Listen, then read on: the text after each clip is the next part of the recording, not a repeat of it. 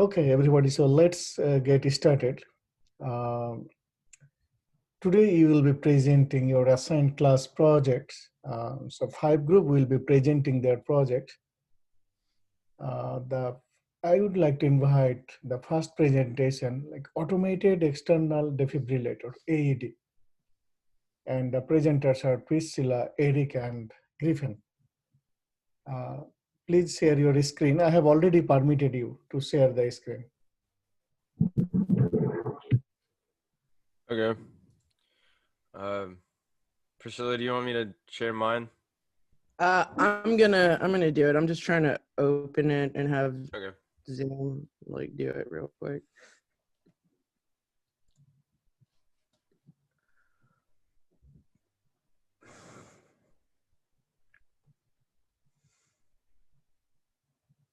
Okay, can you guys see the presentation?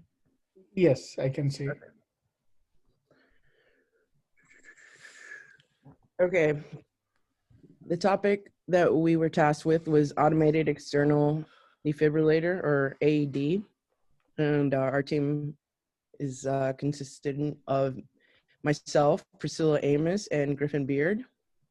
Excuse me, Priscilla. So I think Eric was also in this group. We were not able to contact him.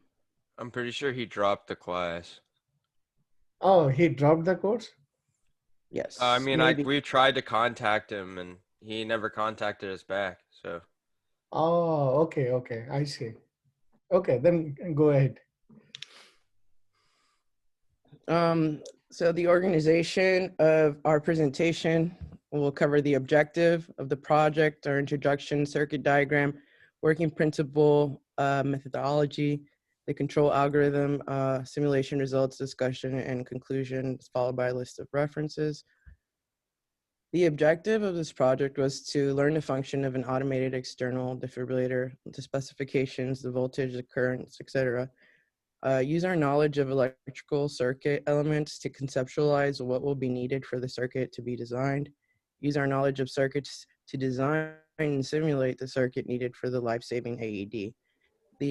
This involved the application of electrical theory to the design and implementation of the circuit required for the device.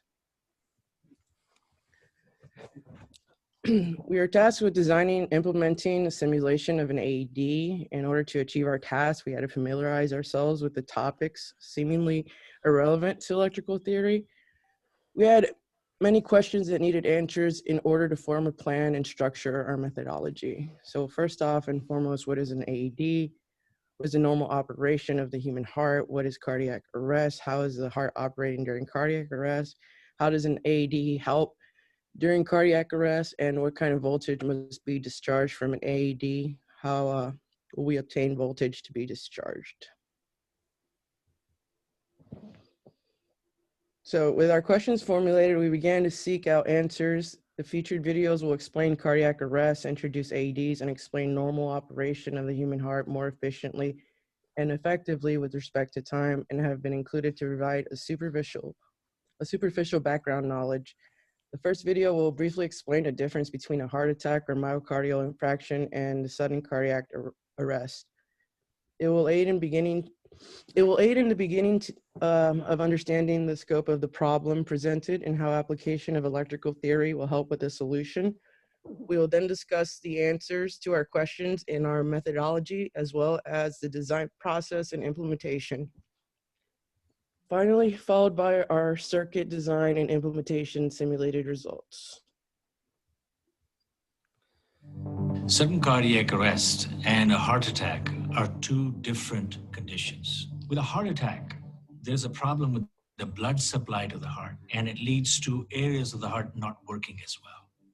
With a cardiac arrest, there's electrical chaos in the heart, and it's usually fatal within 10 minutes. Sudden cardiac arrest accounts for almost 1,000 Americans a day losing their lives.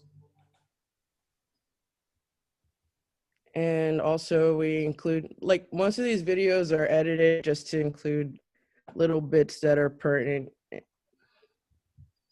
This is a defibrillator. It can save someone's life, but only if you use it. A Defibrillator is an easy-to-use device. You don't need any training to use it because it will tell you exactly what to do. Shock advised. Its job is to shock someone's heart back into a normal rhythm during cardiac arrest. However, it will only instruct you to deliver a shock if this is needed. If you find someone unconscious, unresponsive and not breathing, or not breathing normally, they're in cardiac arrest. It's important to act immediately because their heart is no longer pumping blood to their brain and around the body. So our methodology, once the problem or objective was presented to our team, we employed a problem-solving method for our methodology consisting of a three-phase cycle that was comprised of research, development, implementation, and the cycle itself would repeat over and over again until we ended up with a working final product. Our research phase, we had to familiarize ourselves with the human heart, what would be needed to depolarize the heart, and just normal operation of the heart.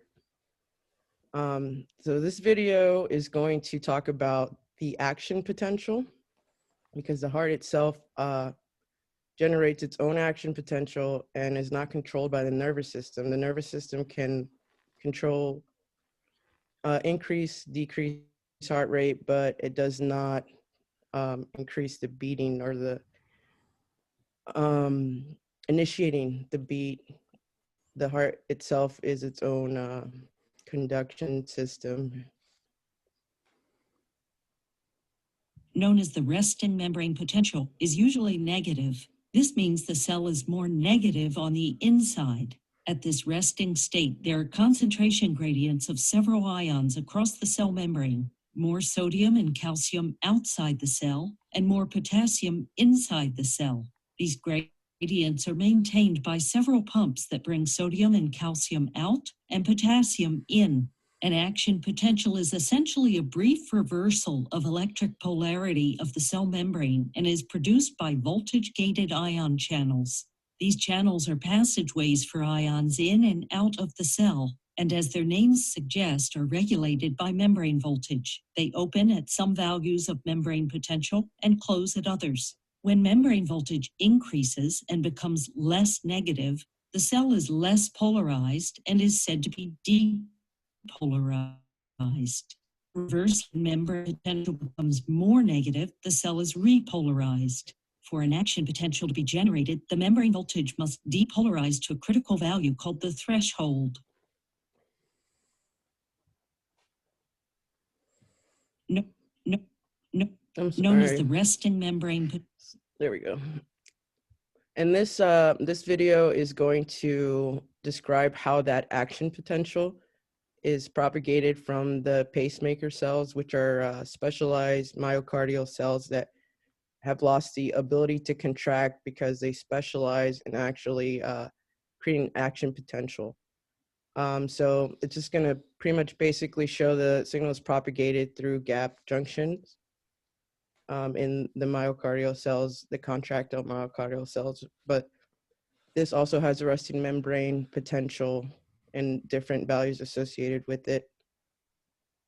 Electrical impulses from the SA node spread through the conduction system into the contractile myocytes. These myocytes have a different set of ion channels. In addition, their sarcoplasmic reticulum, the SR, stores a large amount of calcium. They also contain myofibrils. The contractile cells have a stable resting potential of -90 millivolts and depolarize only when stimulated, usually by a neighboring myocyte. When a cell is depolarized, it has more sodium and calcium inside the cell.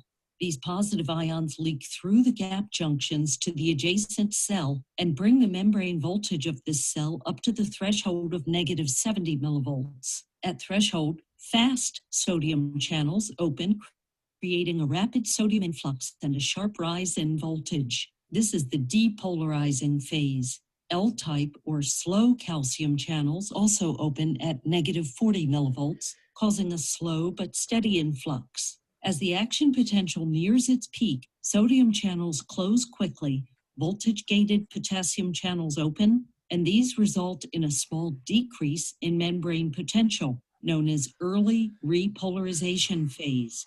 The calcium channels, however, remain open, and the potassium efflux is eventually balanced by the calcium influx. This keeps the membrane potential relatively stable for about 200 milliseconds, resulting in a plateau phase characteristic of cardiac action potentials. Calcium is crucial in coupling electrical excitation to physical muscle contraction. The influx of calcium from the extracellular fluid, however, is not enough to induce contraction.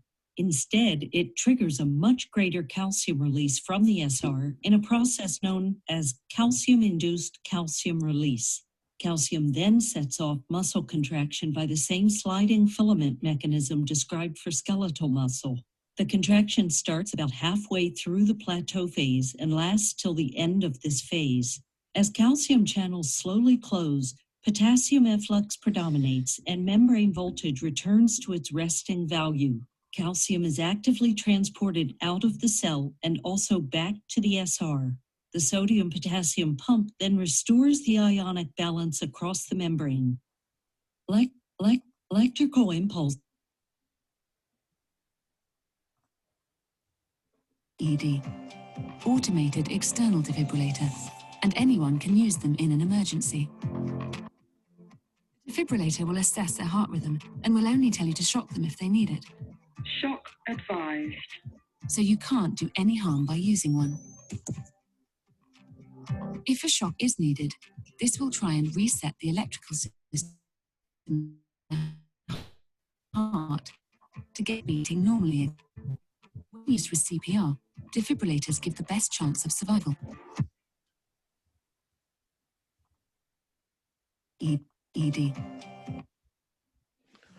So our methodology in the development phase, the vital information that we gathered in our research phase was the pacemaker cells, which are the specialized myocytes, and how they initiate, conduct, and action potential, initiate all heartbeats, regulate heart rate, and their resting membrane potential is negative 60 millivolts. The threshold voltage, negative 40 millivolts. The action potential can only be generated once the threshold is reached.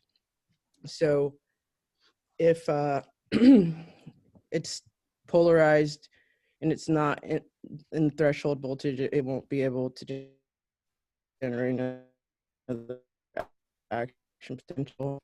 The polarization is negative 60 millivolts to positive 10 millivolts, and depolarization occurs positive 10 millivolts to negative 60 millivolts. The contractile myocytes, their resting membrane potential is negative 90 millivolts, and the threshold voltage negative 70 millivolts. And the polarization occurs negative 90 millivolts to 0, and depolarization occurs at 0 millivolts to negative 90. And resistance of the skin in dry ideal conditions range from 1,000 kiloohms to 100,000.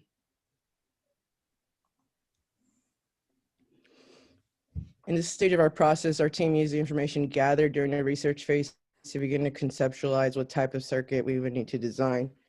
We found it easier to work from output to input based on the information we gathered. We knew that ventricular fibrillation resulted in the heart trembling, not fully relaxing to draw in blood, and as a result, not providing oxygenated blood to the body. This meant the heart was stuck in a disorganized rhythm where it remained polarized. In order for the heart to reset, it needed to be depolarized to the resting membrane potential of the pacemaker cells, negative 60 millivolts. Our team hypothesized the circuit must provide a voltage of at least negative 70 millivolts. The load resistor in the circuit would be the human body with a max resistance of 100 kiloohms. And this is just a basic circuit structure and first step development. A large amount of energy must be dissipated in a short time period. So we knew that a capacitor had to be used to store energy and release high amount energy in a short period of time. Since we were gonna... Hello, excuse me. Yes. Can you show the simulation results? Oh, sure. because you But are this is already this learned. isn't our Okay. this isn't our what we finished with. It was just a progression. So this is that was the finished circuit that we ended up coming up with. And then this was yeah, if you go back to the circuit, so what we ended up doing is we had two circuits. We had a charging circuit, which is the incoming 5 kilovolts and resistor. And then we also had a discharging circuit, which was an inductor and a resistor. And then to combine the two circuits, we used a SPDT relay, which is a single pole double throw relay, with a 5-volt input to switch between gates. And our common between the two circuits was our capacitor, because what we were doing was we were charging the capacitor through the first circuit up to a value of 5,000 volts or 5 kilovolts within 5 seconds. And then as we hit the switch, or in this case, like the button on the paddles, it would switch the relay over to the normally open side of the circuit, and it would discharge all or most of that 5,000 kilovolts within a tenth of a second. And then here's the circuit showing it takes about 10 seconds to charge from the way that we set it up. And then you can see there's a sharp decline after it's thrown open.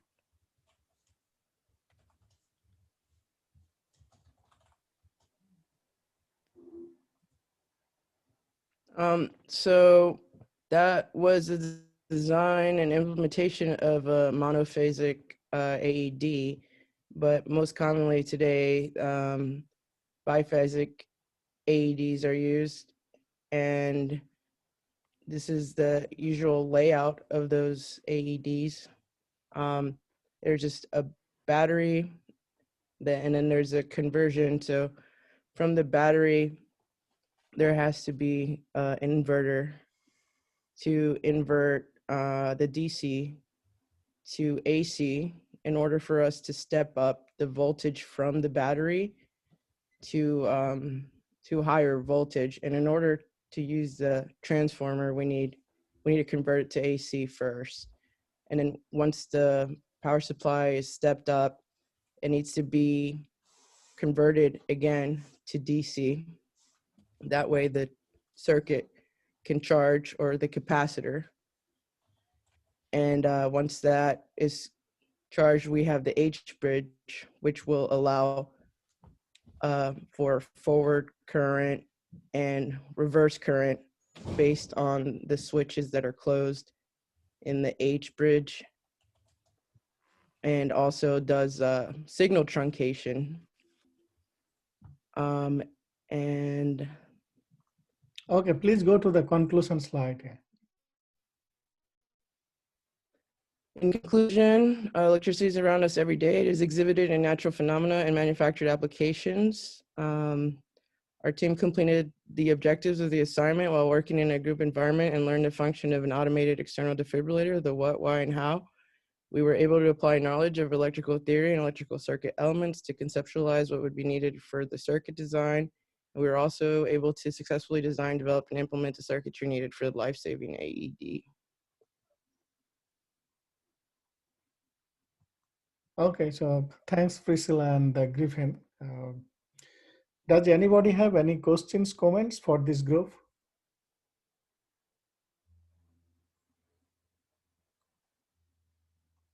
So if no, then thanks again, Priscilla and Griffin. And then please upload this one on the Dropbox by. All right, thank you. Okay. Okay, so the next presentation is about electrocardiogram, EKG/EEG. The Brad, Mackenzie, and then Michael. Please go ahead.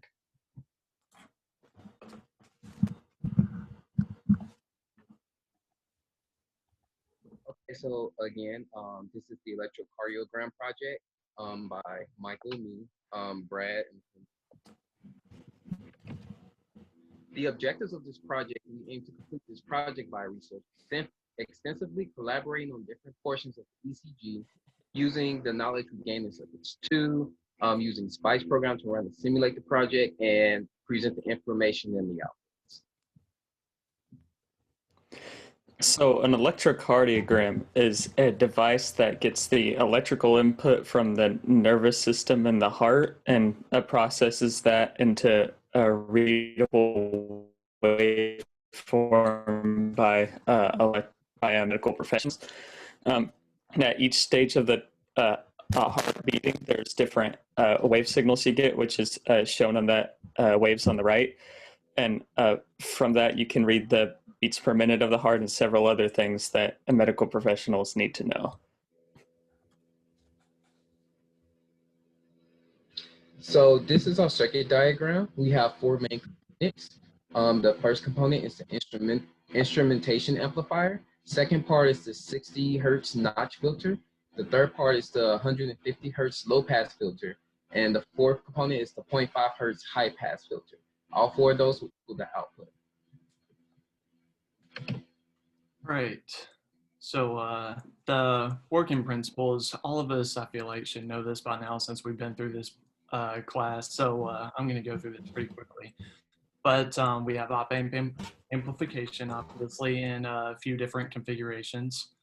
That would be inverting, non-inverting, and differential. And then we have impedance, capacitive and inductive, mainly capacitance in this circuit, but holding the capacitance constant as frequency is low, then our impedance is going to be much higher because, you know, a capacitor stores a charge, and it as you allow it more time to charge and build up, more impedance. As frequency gets much larger, then the impedance will be a lot less. And then from that, you have all your filters, low pass, high pass, band, and notch, and Kinsey and Michael will get into more of that later in the circuit. So here we have the amplification, the instrumentation amplifier. So the main thing that this design does is it's mainly designed for safety. Because think about your op-amp characteristics. There's infinite input impedance. So that signal is going directly into the terminal to be as much input impedance as it possibly can. So it's as safe for the user as it possibly can. Also, it's designed to where the gain of the entire amplifier can be controlled by that one R1 resistor. So if you were to put a variable resistor right there, that would be very useful in a physical application. You could change the gain of the whole circuit just from there. And a secondary reason also that we did 3 different amplifiers is just to reduce gain error. Because, you know, as op-amps, if you do a lot of gain in one amplifier, there's going to be a lot more noise, a lot more gain error generated from that. So we just did our best to spread that out. And as you see here on the right, the positive input, as Kinsey mentioned, would go in the upper op amp, and the negative input would go into the bottom. And those would that negative one would go into the bottom op amp, and then it would go into the negative terminal of the differential amplifier there on the right. And so that negative would go into the inverting terminal, so it would get added back to the signal, and then would be amplified even more to get our final output. So this first stage of 2 amplifiers, the one on top is gain of 5, the one on bottom is a gain of 5. And adding those 2 signals together in the differential, it will add those 2 gains together. So it will be a total gain of 10 in that first stage. And then we'll be gained up by another factor of 10 in the second. So going from like a 1 millivolt signal, it'll go to 5 and 5 from your positive and your negative, and then those will get added together to a 10 millivolt signal and be gained up by another factor of 10 to get you 100 millivolts total out of this. And this is the simulation. So you see that green signal is the input signal, and it's very small. It's only 1 millivolt of magnitude, and it'll go into those first two amplifiers, the two split signals, and the red signal is a positive signal, and the blue input, or the blue signal, is the negative amplified signal. Those two then get added together to get your 100 millivolts output signal. And in case you were curious, there's the frequency response of the op amp. But considering we're dealing with such a lower band of frequencies, and we're going to be filtering these higher frequencies, this isn't going to be an issue. So the notch filter is the next section of the circuit, and you get the results of the instrumentation amplifier, and it goes into the notch filter. The notch filter we have here, because a notch filter is a special filter that blocks a certain range of frequencies from getting through, and it does this by being a combination of a high pass and low pass filter. The notch filter here specifically blocks the 60 hertz range because that's present in all power supplies in the United States. So we want as little interference as possible. So here for the notch filter, on the top we have the high pass filter, and on the bottom we have the low pass filter, both for third order. That's to have the best rollback possible. Once again, we're working with a very small range of frequencies. And then that adds together, becoming the notch filter, and goes into a non-inverting op amp. We need that because there's a lot of impedance that we have in both of those third order filters, and we need to get that back. So we go through the non-inverting op amp, up it by a gain of 10, and then we'll go into the next section of the circuit. So here's the math that we use to get each of these numbers. And we just gave ourselves a capacitance for the filters and then decided a resistance based off that. We checked to make sure the notch filter was working correctly, and then the non-inverting op amp, we just got the resistances based on the gain we were looking for. Keep in mind those colors and where the pins are. That'll be important for this next slide. So here we have the V in, V out, and the AC sweeps for each section of it. You can see the V in and V out of the multiple sections of the circuit, and also the sweep centered around 60 like we want it to be, and the low pass and high pass filters as well. So this part is the methodology of the filters. Now the filters allows us to pass certain frequencies under a given condition. A low pass filter allows us to remove frequencies above cutoff frequency, and a pass filter allows us to remove frequencies below cutoff frequency. We decided to use a constant value of resistor 1 kilo ohms. So the cutoff frequencies, we decided to use a 1 kilo ohm resistor so that the cutoff frequencies, so that the only thing we need to find is the capacitor. So that's the equation that we use to find the capacitor filter.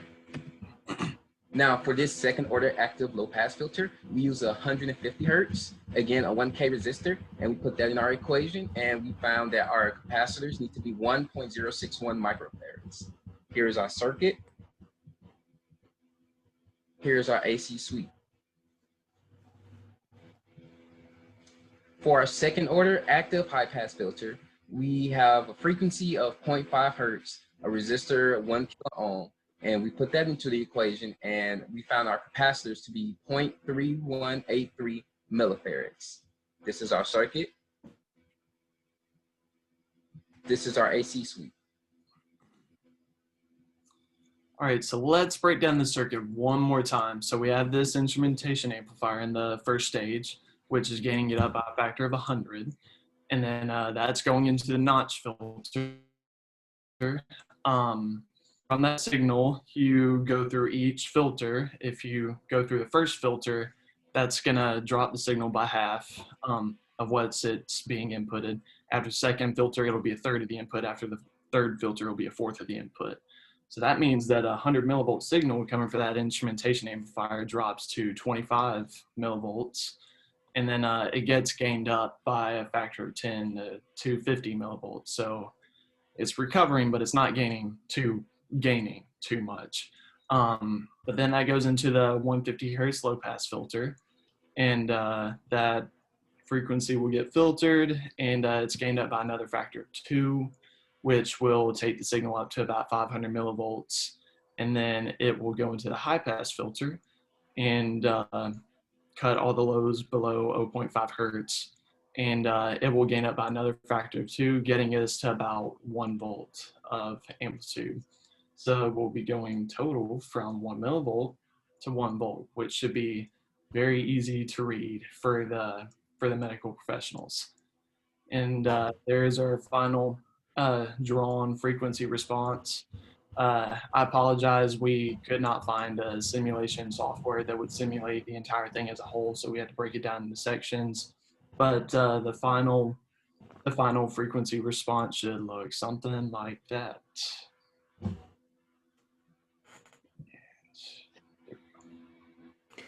So in conclusion, we interpret these results as a success. We learned a lot from this project. We learned about a machine we might have never learned about unless we were in biomed.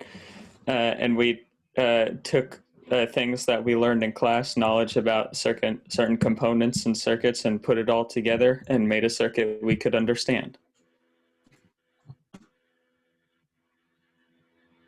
These are our references. If you have any questions, this is the time to ask us. Okay, so thanks Megan, Brad, and Michael for your nice presentation. Does anybody have any questions, comment for this group?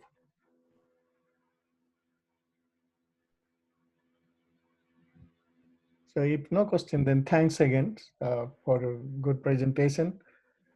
Then please upload your presentation on the Dropbox by 16th November. Okay, so thanks so much. Can you please stop sharing your screen? Okay. Okay, so the next presentation is electroencephalogram EEG by Phaeton, CD, and Dylan. Please go ahead.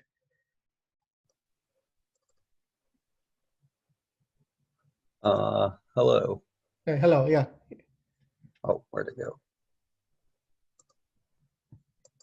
Yes, I can see your screen. Please go ahead. All right.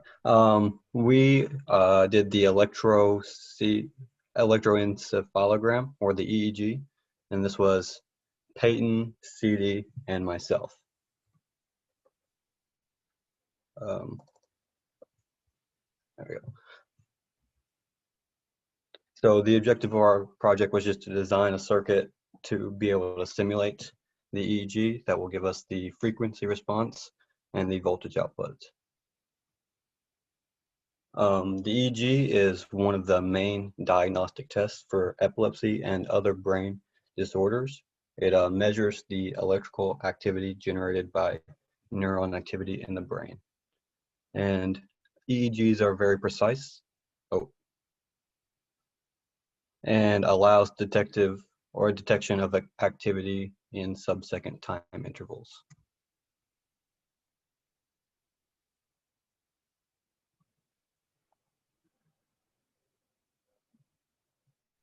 The working principle of EEG.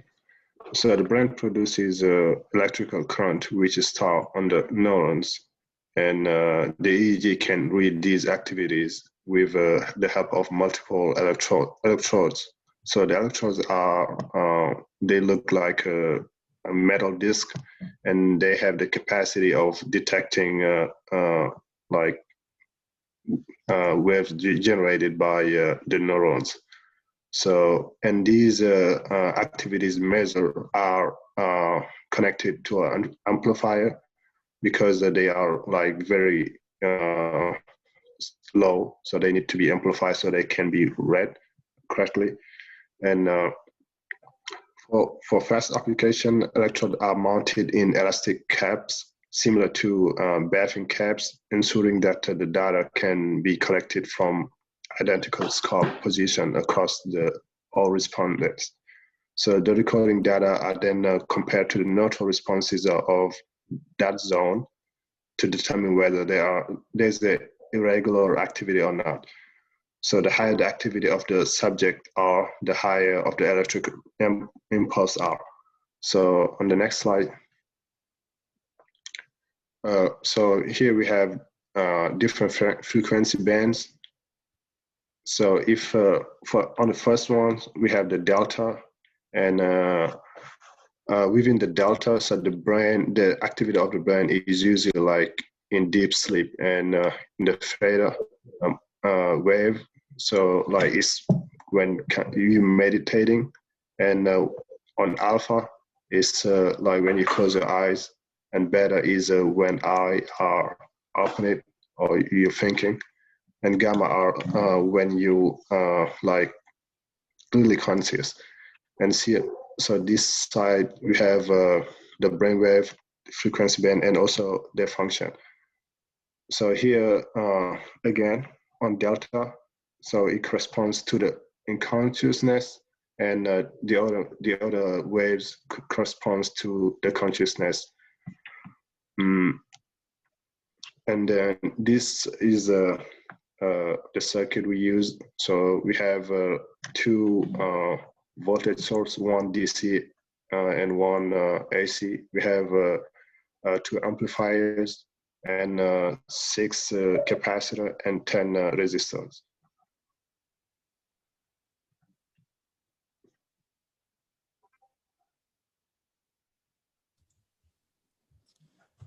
So here are the results. Can you go to the next slide, please? I can't control it. Can you all hear me? Yeah, yes, I can hear you. Okay, so here's the frequency response of our circuit. As you can see, as the frequency gets higher, the magnitude of the output gets significantly lower. This is pretty useful for cutting out any noise that may be caused by interference from other machines or just unwanted signals in general. Could you go to the next slide, please? Thank you. So for this input, we used a 10 microvolts sine wave running at 10 hertz, which would be a theta wave, I believe. And as you can see, the output is significantly higher and is also shifted.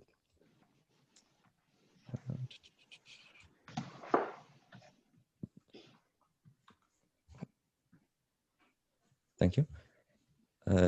So to summarize, the EEG is really useful for diagnosing neurological disorders such as epilepsy or Alzheimer's, and it works by amplifying the low voltage input given from the sensors. I forgot what they're called. I'm sorry. And then after that is amplified, there are also filters implemented to reduce the noise created by higher frequencies and to cut out noise. So if you have any questions, feel free to ask. Okay. Here are all our resources. Thanks, Peyton, Dylan, and CD for your presentation. Does anybody have any questions, comments for this group?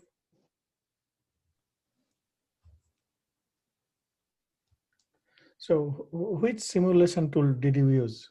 Is it? We used OrCAD. Oh, okay, got it. Mm-hmm. Okay, thanks for your nice presentation. And please upload on the Dropbox. Can you please go to the next presentation? I think by Saad, Logan, and Danny.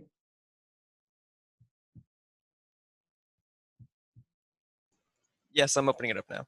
Okay.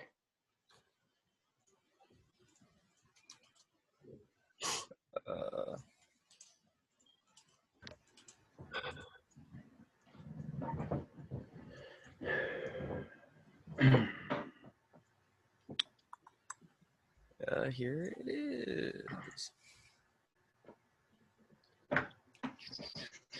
Now,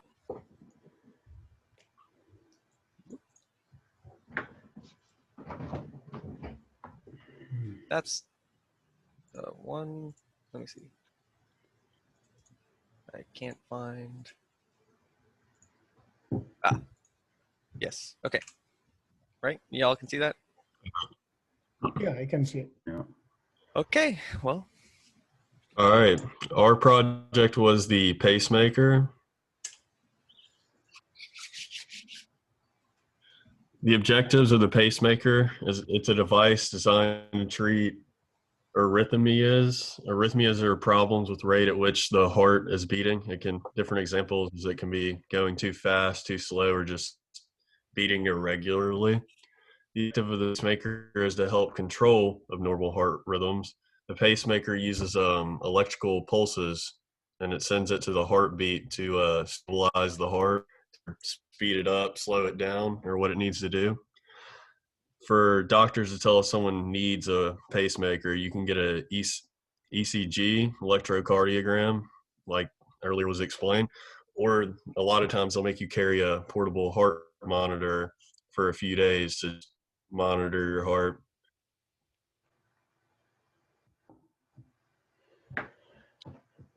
The pacemaker was invented in 1957.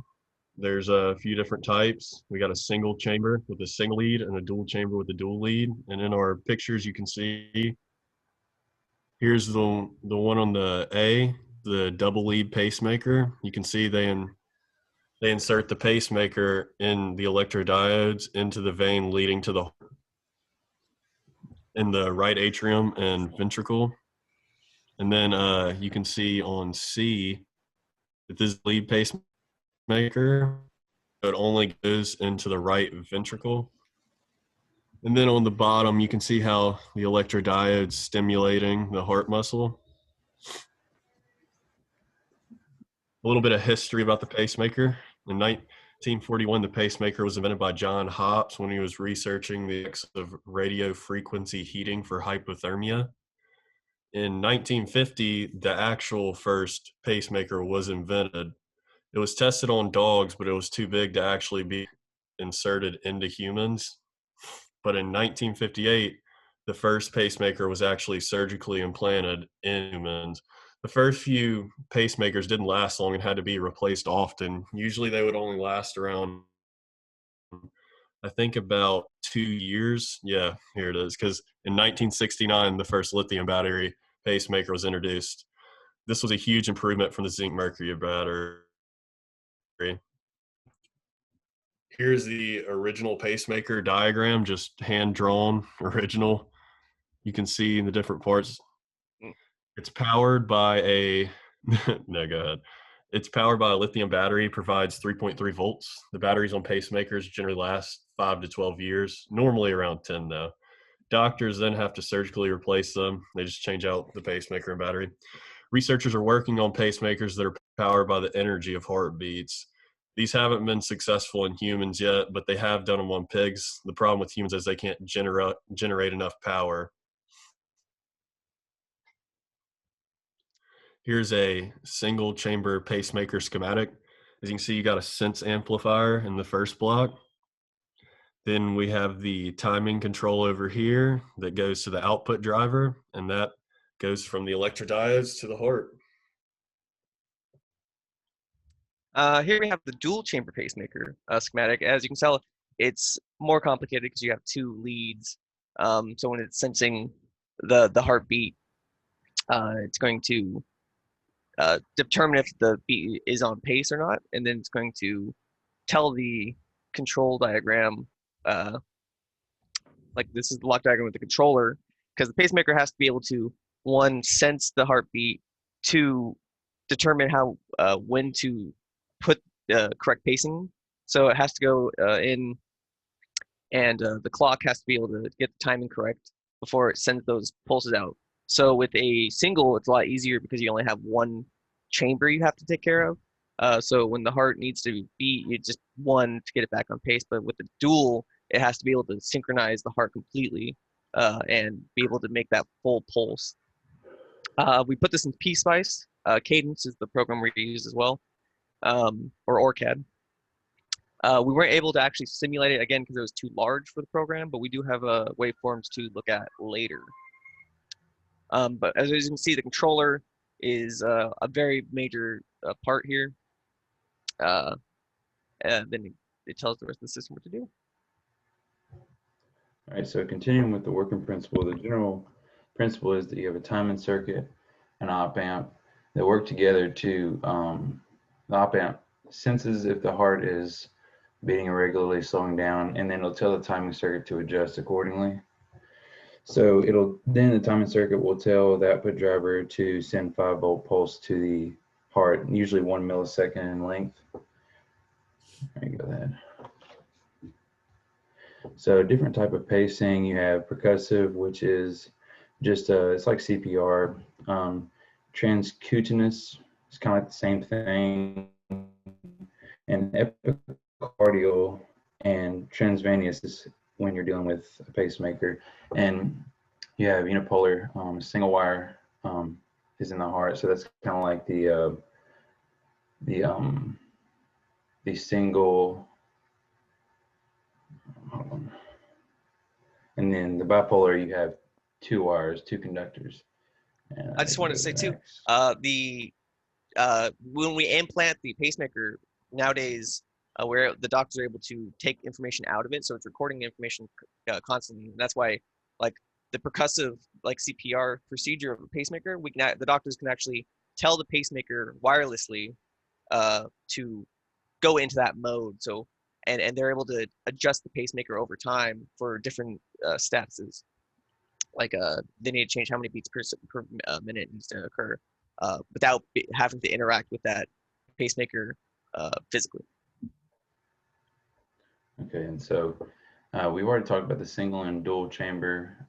These are the other kinds of pacemakers. You have demand and non-demand and rate responsive pacemaker. So the demand is basically whenever the sensors detect irregularity in the heart rate, they will send a pulse. So as you can see where the arrows are shown, that's where the irregularities are detected. So that sends a pulse to the heart. Yes, so we see the pulse here. We have 3 beats, but then you see there's a lack of beat in this location, and the pacemaker recognizes that and sends another pulse out to start it back up, start the rhythm again. And so this is what I was talking about earlier with you have a sensor or an op amp usually that detects things in the heart, the irregularities in the slower or the faster rate of heart rate, and then so it'll tell the timing diagram to adjust, and then tell the output driver to pulse the heart.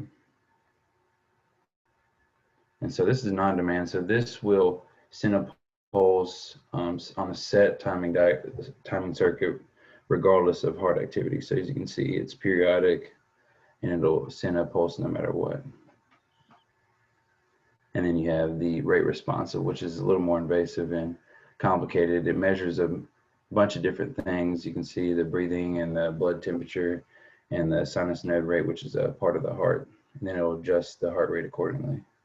These are usually used for more active people because it's able to determine the activity that you're doing and how fast your heart rate has to keep up to be able to maintain that pace.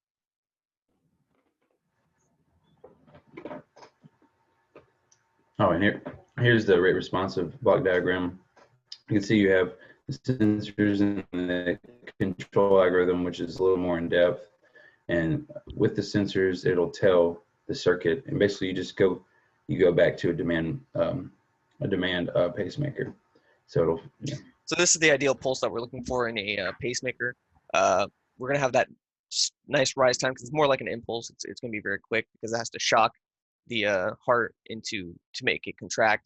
Then we have the duration of the pulse to keep that contraction. And then after that, it has to recharge because it's the capacitor is going to need recharge to be able to put another impulse back into the heart. So if we actually go back, we can see this lower part right here is recharging of the capacitor. Actually, no, that's EKG, so that's not true. But here we have the pacer pulse. Again, this is the same thing. We can just see it's pulsing the heart rate when it's needed. And then you have 2 of the normal ones, but then we have a lag, so it has to pulse again. So in conclusion, the pacemaker is a remarkable breakthrough in medical technologies. To reiterate the functionality of the pacemaker, sensors read the pace of the heart. That's for the rate responsive one. They relay the information timing diagram and direct output drivers to send electrical pulse to the heart. Through advanced circuitry and design, patients with Barcardia, arrhythmia, and other serious heart conditions can have a chance to live a healthy life. Thank you. Here's our references. They're all links. Okay, so thanks Logan, Danny, and Sad for your nice presentation. Is there any questions and comments for this group from anybody?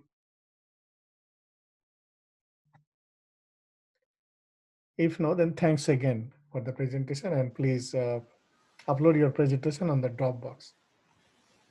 Hey man, thanks. Thank you for teaching. Okay, so then can you please go the last one for today? Electrical stimulation therapy by Aaron, Asa, and then Noah.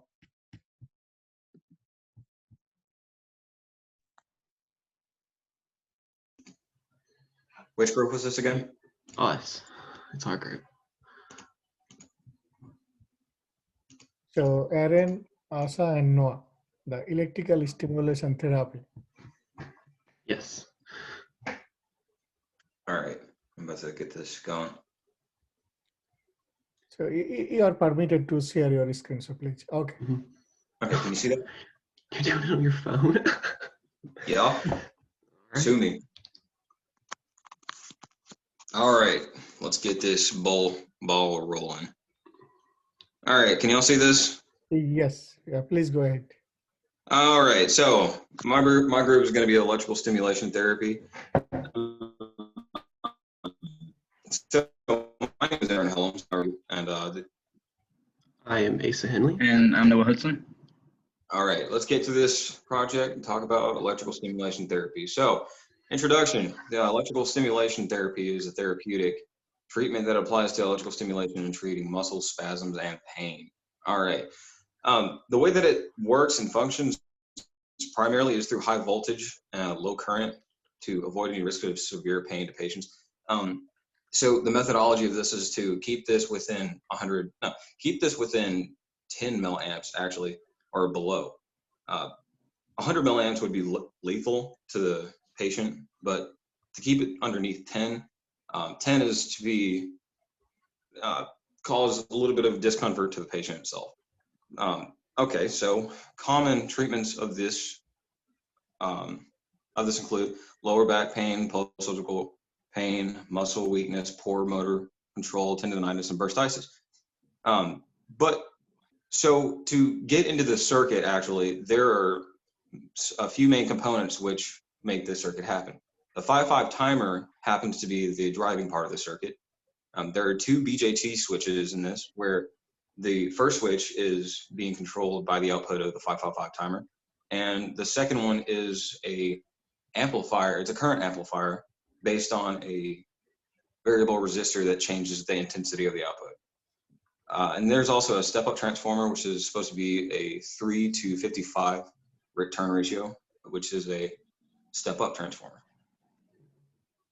So the schematic itself, there seems to be the most important part about this circuit, such as the frequency. The frequency needs to be attenuated and tuned up so that you can be able to contract your muscles in a certain amount of time. So in order for us to change the frequency, there's a formula we can follow based on the input resistors of the capacitance. So R1, R2, and C1, if you can see this, R1 is going to be the 180K, R2 is going to be the 1.8K, and the C1 is going to be the 100 nanofarad capacitor.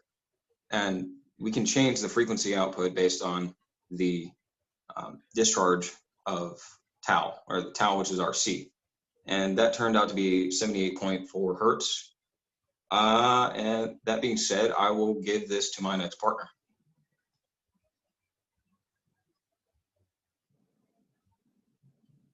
Well, you gotta go to the next slide. So, all right. So I'm going to talk about, because the 555 timer is such a big part of the circuit, I'm going to explain how we're getting the output that we're getting. And so basically, a 555 timer consists of 3 resistors, and they're each 5 kilo ohms. That's why it's called 555. It consists of 2 op amps that are being used as comparators and an SR latch. And basically what happens is we have a threshold, which is the 6th pin, and a trigger, which is the 2nd pin, both connected across, is the same as the voltage across that 100 nanofarad capacitor. And basically the capacitor starts charging up, and when it's below 1 volt, it triggers the S of the RS latch, turning it on, which means the output of the timer is on. The capacitor then charges up, and both R and S are now off when it's charging, and the output stays on. Once the voltage across the capacitor gets to 2 volts, the threshold pin is above the set 2 volts of the op amp, and it turns the R pin of the SR latch on, which then turns the output off, but it also turns this discharge on, which allows the capacitor to then discharge its voltage down until it reaches 1 volt. And once it reaches 1 volt, the S pin triggers again, and it stops discharging, and it turns the output back on. And it keeps repeating that. And if you look over at the capacitor charging, you can see it's charging from 1 to 2 volts, and it keeps doing that, and it charges much slower than it discharges. It discharges very fast. And because of that, the output of the final timer is this square wave with long on pulses and very short off pulses, which gives us this like really fast 0 volt negative current pulse, which Noah will explain why that is the case.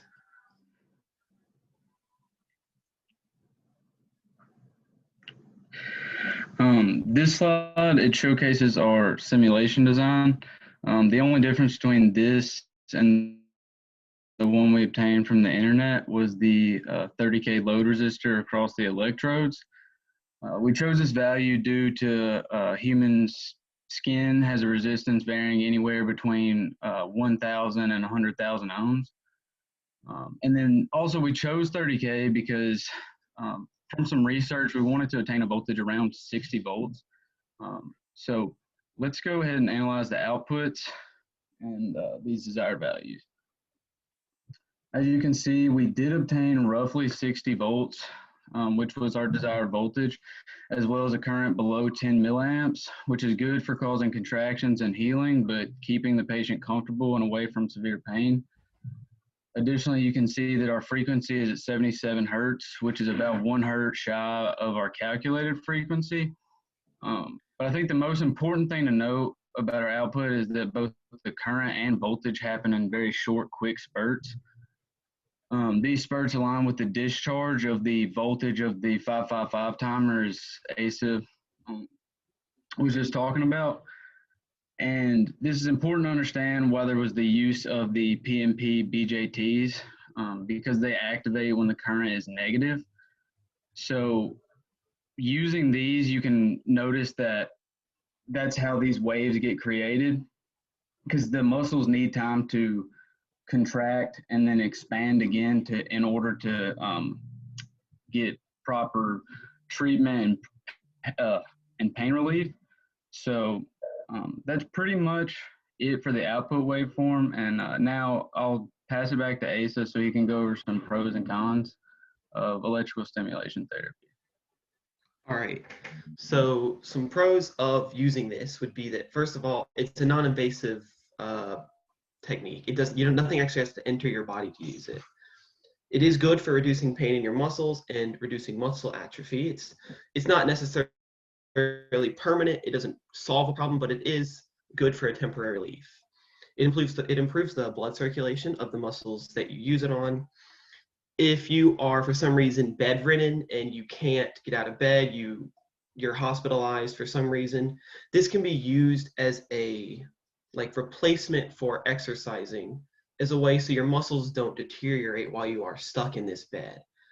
And it also will improve joint function that you use it on by practically training your muscles to react better to your brain pulses that you send by using this. Some cons are that it is not actually a good replacement for working out. if you actually want to build muscles and get stronger, this is not the way to do it. It's just to prevent atrophy, like I said. If you actually want to solve a problem of muscle pain or joint pain or anything like that, this is not a solution, just a temporary relief. You have to use it with some other treatment if you really want to fix a problem you have. And of course, you are using electricity and running electricity through your body. And if you don't calibrate it correctly, if something is off on your circuit, then you can burn yourself, but that's why you make sure that it is correct before you use it every time. And so we're gonna go back to Noah for the conclusion. So in conclusion, we were able to obtain all the desired values and outputs found from our research. We also found that electrical stimulation therapy has been used for many years to treat both acute and chronic pain. One minor setback of this therapy has been that there's multiple sources of conflicting research when it comes to things like proper voltage, frequency, and length of therapy. However, we do believe that as more research and trials occur in the future, electrical stimulation therapy can one day stand on its own as a singular treatment to pain.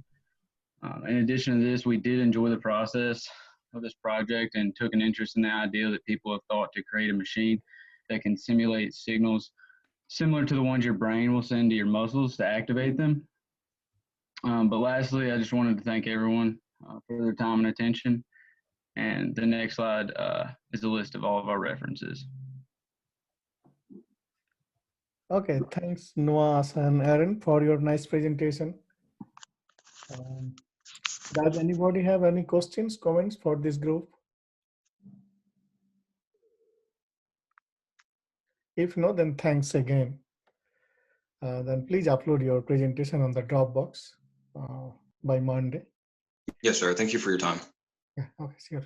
I think yeah, you have the next class, some of you have. So thanks everybody for joining, and I think all the presenters presented well. So let's give them a big hand. So thanks everybody.